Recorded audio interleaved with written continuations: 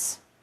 Meantime, in New York, Anthony Weiner says that new sexting revelations will not force him out of the race to be the next mayor of New York City. Here's one encounter he had with a voter yesterday.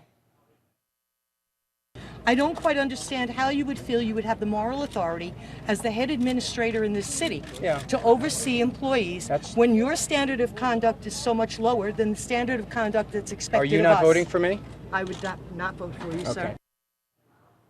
All right, so earlier I talked with New York Congressman Charles Rangel. He served in Congress with Weiner for years, and he told me he's not supporting Weiner for mayor, but at the same time, he doesn't think that he should drop out of the race. I asked the congressman if New Yorkers forgive quickly, he thinks, and I also talked to him about why Rangel thinks that this won't be an issue for Weiner come the September primary. New Yorker is a forgiving community, but it doesn't mean that we're not sophisticated. And so while people are being kind to Weiner, I think it's falsely being interpreted as supporting his candidacy to be mayor of the city of New York. Listen, he's a nice guy. He's got problems. Have your fun.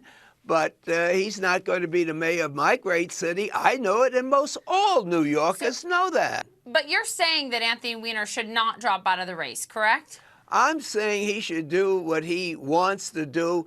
The voters of New York City will take care of that final decision. But as far as he's concerned, it's a personal thing, and the Constitution being what it is in New York City, anyone can run that files a sufficient number of petitions. The president of the New York State NAACP says that Weiner should drop out of the race, saying, and this is a quote, "I do not understand how Anthony Weiner can show his face. Choosing the next mayor of New York City should not be a punchline." What is your take on that? Does that alter your position, your stance at all? Because you're saying he shouldn't drop out. I'm a member of the NAACP, and I don't ever remember going to them for political advice. You have dealt with a scandal of your own over unpaid taxes, other financial issues. The House Ethics Committee in 2010 concluded that you violated ethics rules. You refused to quit. Voters re-elected you after that. Does the fact that voters forgave you play into what you think about Weiner's latest scandal? I have no idea what you're talking about, but as it relates to me and the Ethics Committee, that issue is in the United States federal court at this moment, and so I can't discuss the detail, but I guess you know how often I've won the plurality of that race. And as I said, New Yorkers are educated, sophisticated, and proud. And so if you think you can make a stretch between me and Anthony Weiner, I'm here for you to do it, but it sounds like a pretty silly analogy to me. What I'm talking about is the willingness of voters to forgive.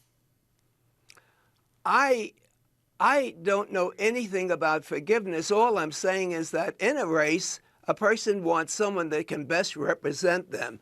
There's no question that I've been in the Congress for over 4 decades. And the people have so indicated by their vote, not forgiving and not saying anything as relates to my personal life. You are a decorated Korean War vet. You received a Purple Heart, and you're among the 4 remaining members of Congress who served in Korea. So first, we thank you for your service, and this is a very important day because it marks 60 years since the armistice. What's going through your mind? Well, I'm looking forward to being at the Korean War Veterans Memorial with the president. You know, it has been called a forgotten war. And when I think of all of my friends and the tens of thousands of people that died and others that were wounded, and the veterans that came back and no one knew and no one missed them, they didn't even know where Korea was.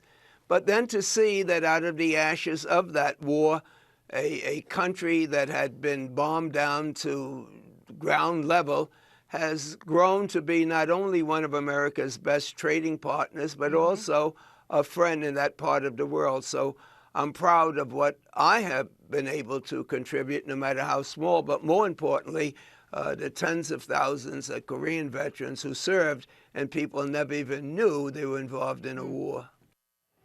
Our thanks to Congressman Rangel for that, and our thanks for his service and all of those who served. He'll be joining, Suzanne, he'll be joining the president today in the 10 o'clock hour, which we'll carry live here for that memorial marking this important